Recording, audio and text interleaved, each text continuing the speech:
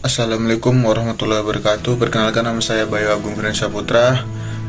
Di sini saya kelompok 6 membahas tentang persaingan pasar oligopoli yang disusun oleh saya, Armanila Siti Zalifah, dengan dosen pengampu Ibu Aulia Rahman. Video ini dibuat untuk memenuhi tugas ekonomi mikro. Apa yang dimaksud dengan pasar oligopoli? Pada dasarnya, pasar oligopoli adalah jenis pasar dengan ketidakseimbangan jumlah produsen dan konsumen. Biasanya jumlah produsen lebih sedikit daripada konsumennya. Dengan kata lain, pasar oligopoli terjadi ketika beberapa perusahaan menguasai komoditas tertentu, menentukan ketidakseimbangan dalam persaingan harga di pasar.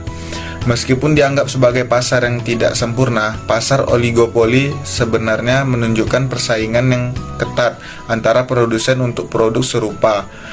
Produsen dalam pasar ini bersaing untuk intensif untuk menjaga kualitas produk mereka dan mempertahankan reputasi merek mereka.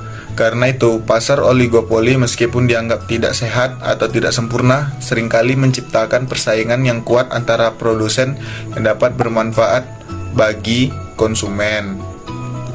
Di sini ada ciri-ciri pasar oligopoli. Yang pertama, ada satu, hanya terdapat beberapa perusahaan. Yang kedua, produk bisa homogen atau terdiferensiasi. Yang ketiga, harga antar barang hampir sama. Yang keempat, produsen baru akan kesulitan masuk ke pasar. Yang kelima, membutuhkan strategi pemasaran yang matang. Yang keenam, kebijakan dari produsen utama berpengaruh pada produsen. Di sini ada jenis-jenis pasar oligopoli. Yang pertama, ada pasar oligopoli murni. Yang kedua, ada pasar oligopoli terdiferensiasi. Yang ketiga, ada pasar oligopoli non-kolusi. Yang keempat, ada pasar oligopoli kolusi. Kemudian contohnya dari pasar oligopoli. Yang pertama itu ada industri rokok. Industri rokok di Indonesia merupakan contoh yang menonjol dari pasar oligopoli. Meskipun hanya satu jenis barang yang dijual, yaitu rokok, produsen rokok bersaing ketat baik dalam hal harga maupun kualitas. Berbagai merek rokok menawarkan varian produk untuk menarik konsumennya. Nah, yang kedua itu ada jasa penerbangan. Industri penerbangan juga dapat diidentifikasi sebagai pasar oligopoli. Kenapa?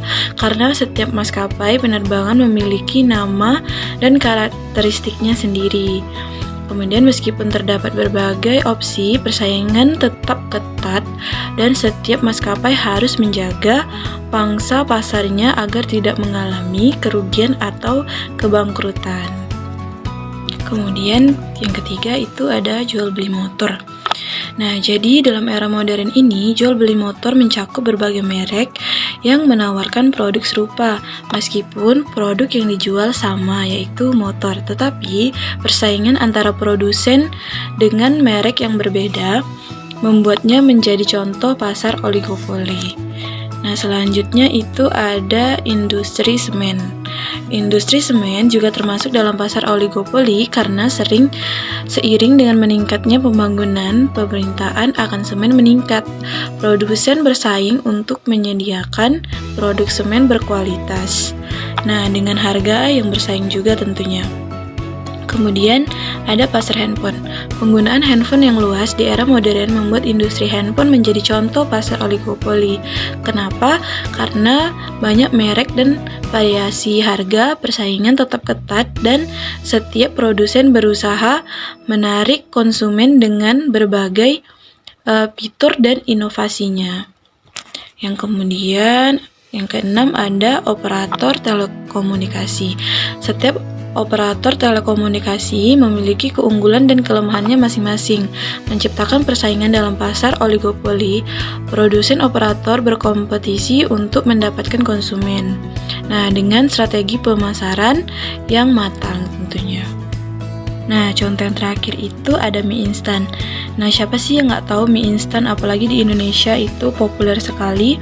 Apalagi untuk kalangan anak kos, contohnya saya juga sering mengonsumsi mie instan karena lebih praktis dan harganya juga termasuk murah. Nah, jadi mie instan ini termasuk dalam contoh pasar oligopoli. Banyak produsen mie instan berkompetisi untuk menarik konsumen dengan meningkatkan kualitasnya, tentunya dengan inovasi produknya. Nah, konsumen memiliki banyak pilihan di pasar ini, dan produsen bersaing untuk mempertahankan pangsa pasarnya. Selanjutnya, kelebihan dan kekurangan pasar oligopoli. Seperti jenis struktur pasar lainnya, pasar oligopoli juga memiliki kelebihan dan kekurangannya tersendiri. Namun, kelebihan dan kelemahan ini bisa bervariasi dan bergantung pada dinamika pasar dan cara perusahaan dalam oligopoli menjalankan strategi bisnis mereka. Berikut ini beberapa kelebihan dan kekurangannya yang perlu kita ketahui. Di antaranya, yaitu dari kelebihan ada kendali atas harga. Pasar oligopoli memberikan kemampuan kepada penjual untuk mengendalikan harga dalam batas tertentu. Dominasi oleh beberapa perusahaan besar memungkinkan terjadinya negosiasi harga yang dapat menguntungkan konsumen dalam situasi perang harga. Berikutnya ada inovasi dan kualitas.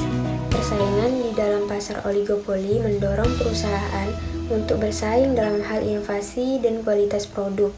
Hal ini menghasilkan produk yang lebih baik dan lebih inovatif, memberikan keuntungan bagi konsumen yang mendapatkan akses ke produk-produk terkini. Selanjutnya ada efisiensi. Persaingan untuk mendapatkan pangsa pasar mendorong efisiensi dalam proses produksi dan pengurangan biaya.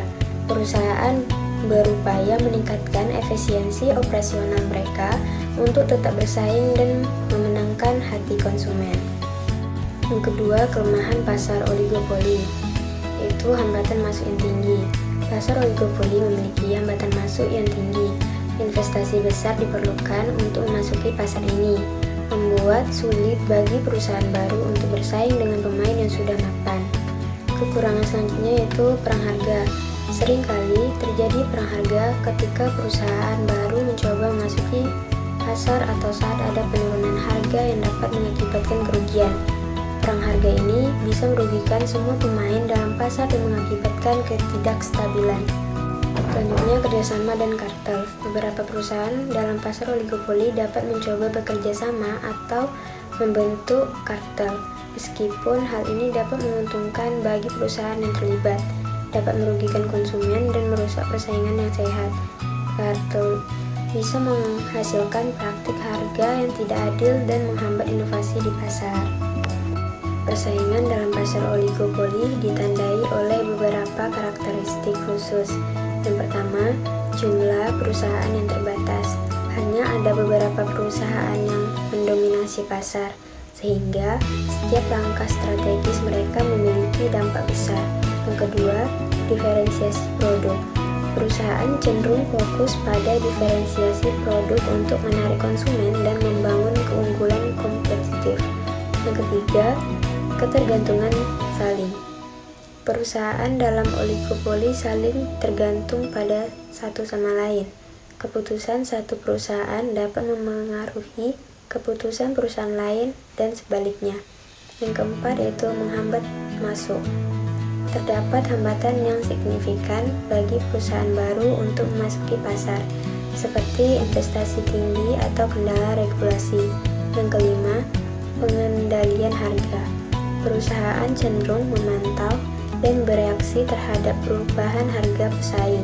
Kehadiran sedikit perusahaan memungkinkan mereka untuk memengaruhi harga pasar. Yang keenam ada inovasi dan riset. Inovasi menjadi kunci dalam mempertahankan atau meningkatkan pangsa pasar.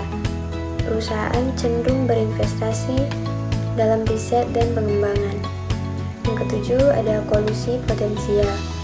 Meskipun ilegal dan banyak yurisdiksi, kolusi antar perusahaan bisa menjadi strategi untuk menjaga keuntungan dan mengurangi persaingan.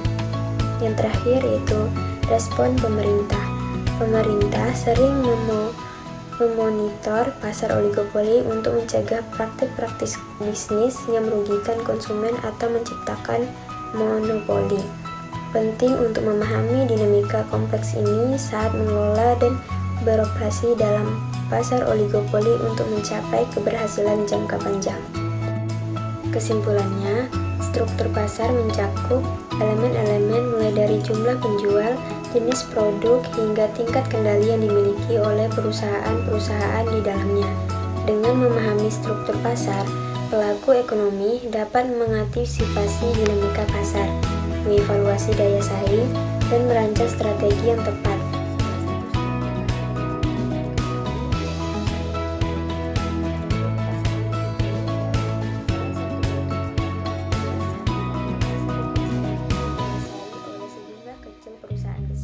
Karakteristik utama dari pasar ini yaitu adanya beberapa pemain utama yang memiliki kemampuan untuk mempengaruhi harga dan kondisi pasar secara signifikan. Sekian itu saja yang bisa kami sampaikan. Lebih kurangnya kami mohon maaf jika ada salah kata yang terucap, dan atas perhatiannya saya ucapkan terima kasih. Akhir kata, wassalamualaikum warahmatullahi wabarakatuh.